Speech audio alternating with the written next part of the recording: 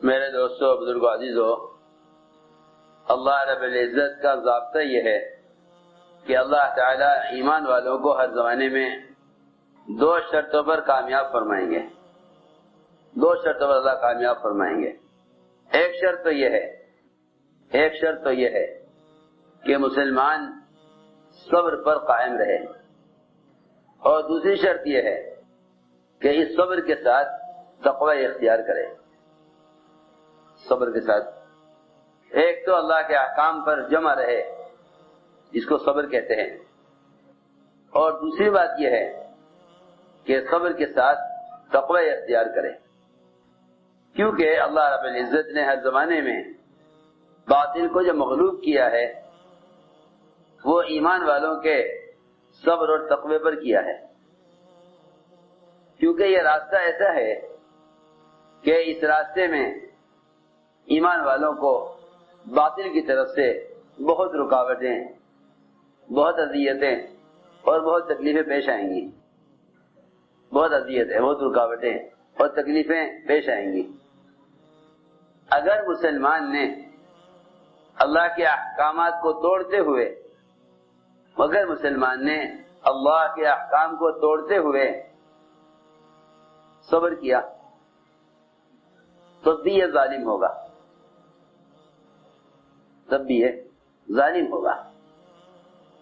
اور اگر مسلمان نے اللہ کے احکام کو پورا کرتے ہوئے صبر کیا تب یہ مظلوم ہوگا.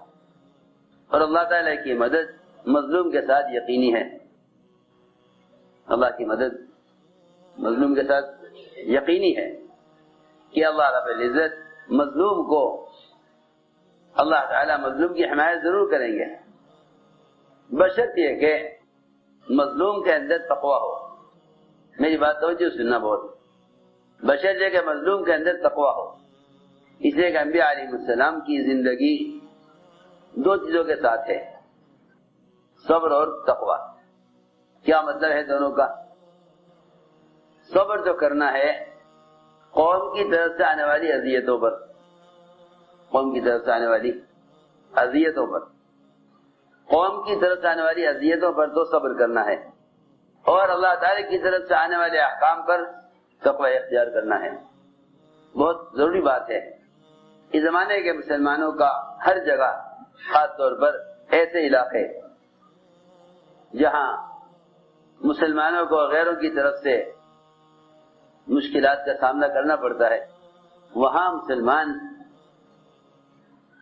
عام طور سے غیروں کی طرف سے آنے والی تکالیف کو برداشت کرنے کو تو صرف صبر سمجھ رہے ہیں، اور اللہ کے احکام کے توڑنے میں اور اللہ کے نافرمانیوں میں ان کی بہت سی چیزیں، شادیاں، تجارتیں، ان کا رہن سہن، ان کا معاشرہ، یہ سب غیروں کے مشابہ ہیں. سب غیروں کے مشابہ ہیں. تو ہماری بات یاد رکھنا کہ محض صبر کرنے اور برداشت کرنے سے آدمی کامیاب نہیں ہو سکتا. محض صبر کرنے اور برداشت کرنے سے کامیاب نہیں ہو سکتا جب تک اس کے اندر صبر کے ساتھ تقوی کی صفت نہ ہو. ہم بدلہ نہیں لیتے، برداشت کرتے ہیں. ہم بدلہ نہیں لیتے، ہم برداشت کرتے ہیں. صرف برداشت کرنا کامیاب ہونے کے لیے ہرگز کافی نہیں جب تک تقوی نہ ہو. فرعون کی طرف سے آنے والی اذیتوں پر بنی اسرائیل نے دو کام کیے ہیں. ایک تو صبر کیا، اور دوسری بات یہ ہے کہ اللہ تعالیٰ کا حکم دو اعتبار سے پورا کیا. ایک باعتبار عبادت کے اور ایک باعتبار دعوت کے. بات بہت دھیان سے سننی پڑے گی جاگ کر. دو اعتبار سے بنی اسرائیل نے حکم پورا کیا. ایک باعتبار دعوت کے، دوسرے باعتبار عبادت کے. اور مسلمان دونوں اعتبار سے حکم توڑے ہوئے ہیں اللہ کے. ایک تو دعوت کو چھوڑے ہوئے، ایک ایک دعوت کو چھوڑے ہوئے ہیں، اور دوسری بات یہ ہے کہ تقوی کو چھوڑے ہوئے ہیں، تقوی کو چھوڑے ہوئے ہیں، ایک دعوت کو چھوڑے ہوئے ہیں، دوسرے تقوی اور عبادت کو چھوڑے ہوئے ہیں۔ محض تکلیف کے برداشت کرنے پر اللہ تعالی سے مدد کا اور فتح کا انتظار کرنا یہ بالکل بے فائدہ ہے۔ اللہ تعالی نے بنی اسرائیل کے لیے اپنے وعدوں کو پورا کیا اور فرعون کو پکڑ لیا، فرعون کو پکڑ لیا۔ فرعون کی پکڑ وہ اس پر آئی کہ بنی اسرائیل نے دو کام کر لیے، ایک تو آنے والے اذیتوں پر صبر کر لیا، اس لیے کہ صبر کرنا یہ باطل پر عذاب کو قریب کر دیتا ہے، صبر کرنا باطل کے لیے عذاب کو قریب کر دیتا ہے۔ باطل کی پکڑ قریب آ جاتی ہے صبر کرنے سے، باطل کی پکڑ قریب آ جاتی ہے صبر کرنے سے، بشرطے کہ یہ صبر کرنا تقوی کے ساتھ ہو، بشرطے کہ صبر کرنا تقوی کے ساتھ ہو، تو باطل کی پکڑ جلدی آ جاتی ہے صبر کرنے پر۔ سنو غور سے بات، اور اگر جذبہ انتقام کا ہو، اگر جذبہ انتقام کا ہو، اور اگر جذبہ انتقام کا ہو کہ ہم بدلہ لیں گے، تو پھر اللہ رب العزت ایسے لوگوں کو آپس میں مقابلے کے لیے چھوڑ دیتے ہیں کہ اب تم آپس میں مقابلہ کر لو، جو تم میں مادی اعتبار سے، ظاہری طاقت کے اعتبار سے جو تم میں قوی ہو وہ غالب آ جائے۔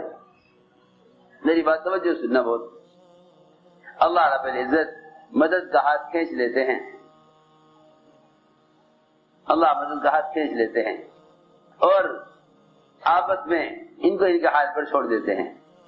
بہت دھیان سے بات سننا، اللہ تعالی ایمان والوں کی مدد باطل کے مقابلے میں جب کریں گے جب ان میں صبر ہو، انتقام کا جذبہ نہ ہو، بلکہ غیروں کی ہدایت کا جذبہ ہو، غیروں کی ہدایت کا جذبہ ہو، انتقام کا جذبہ نہ ہو، صبر ہو غیروں کی ہدایت کے جذبے کے ساتھ، اور دوسری شرط یہ ہے کہ ان میں تقوی ہو، کہ یہ اللہ کے احکام کے بارے میں اللہ سے ڈرنے والے ہوں، اللہ کے احکام کے بارے میں اللہ سے ڈرنے والے ہوں۔ اگر یہ دو شرطیں پوری کر دیں، صبر اور تقوی کی، تو اللہ رب العزت ایمان والوں کو غلبہ عطا فرما دیتے ہیں۔ یوسف علیہ السلام کا سارا واقعہ صبر اور تقوی پر ختم ہو رہا ہے، صبر اور تقوی پر ختم ہو رہا ہے، سارا واقعہ صبر اور تقوی پر ختم ہو رہا۔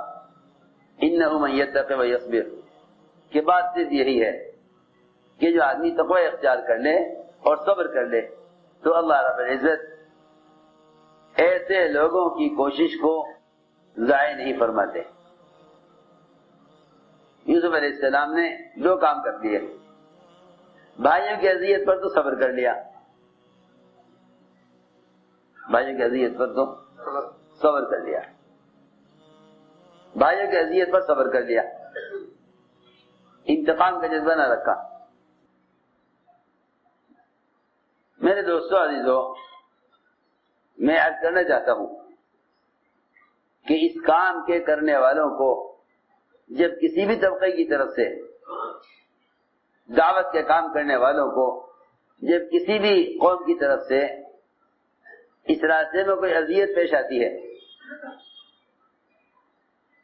تو سب سے پہلے خیال آتا ہے کہ ان کا مقابلہ کیا جائے تاکہ یہ ہمارے راستے میں رکاوٹ نہ بنے۔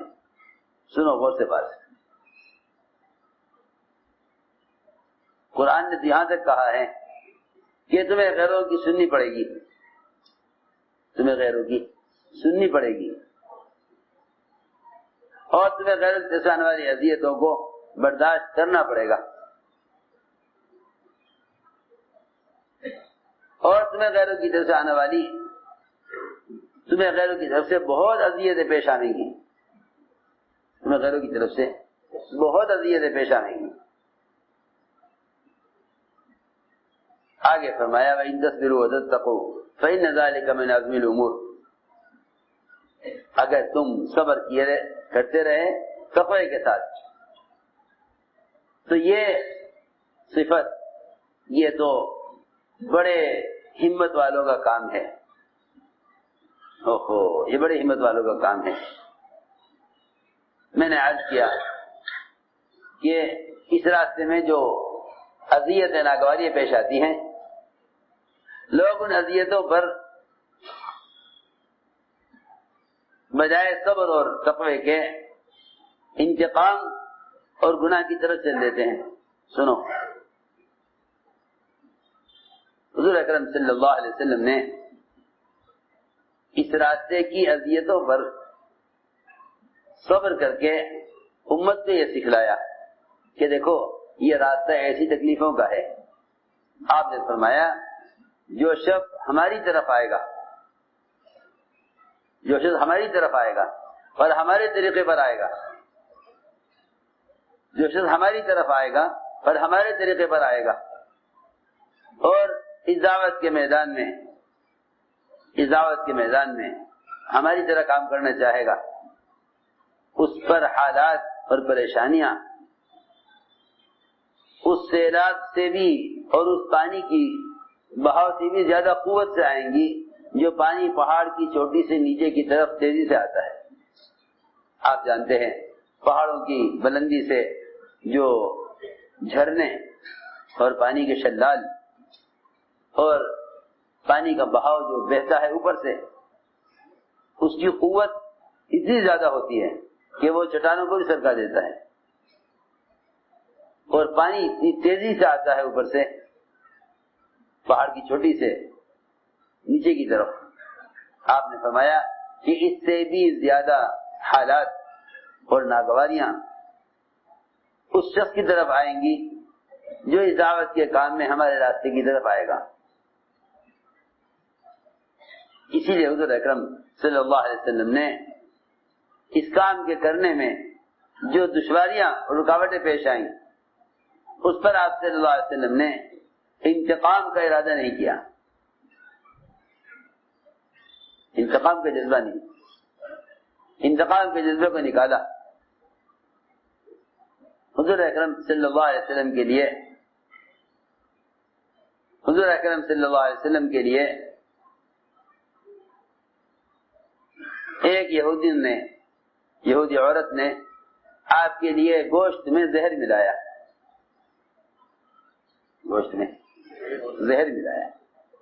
اور وہ آپ کو پیش کیا.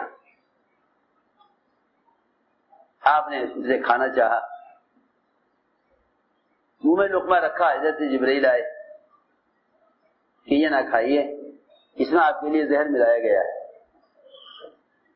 آپ کے بعد صحابہ کھا بھی چکے تھے، ان سے ان کی وفات بھی ہوئی، وفات ہو گئی زہر کھانے سے. لیکن حضور اکرم صلی اللہ علیہ وسلم کو جبرائیل نے آ کر بتلا دیا. آپ نے صحابہ سے فرمایا ہاتھ روک لو، اس میں زہر ملایا گیا ہے. معلوم ہوا کس نے ملایا، اسے پکڑا. اس نے کہا کہ بات یہ ہے کہ میں دیکھنا چاہتی تھی کہ یہ نبی ہیں یا نہیں. اگر نبی ہیں تو ان پر یہ زہر اثر نہیں کرے گا، اور اگر یہ نبی نہیں ہیں، نعوذ باللہ ان کا دعویٰ جھوٹا ہے، تو زہر یہ کھا لیں گے، ہمیں راحت ہو جائے گی. یہ زہر کھا لیں گے، ہمیں راحت ہو جائے گی. میں نے تو زہر اس ارادے سے دیا تھا. صحابہ نے عرض کیا حضور اکرم صلی اللہ علیہ وسلم سے کہ یا رسول اللہ اس عورت کو پکڑیں جس نے آپ کے کھانے میں زہر ملایا. آپ نے فرمایا کہ کیوں کسی کا پیچھا کیا، کیوں کسی کا، سوچو تو صحیح، کیوں کسی کا پیچھا کیا جب اللہ تعالی نے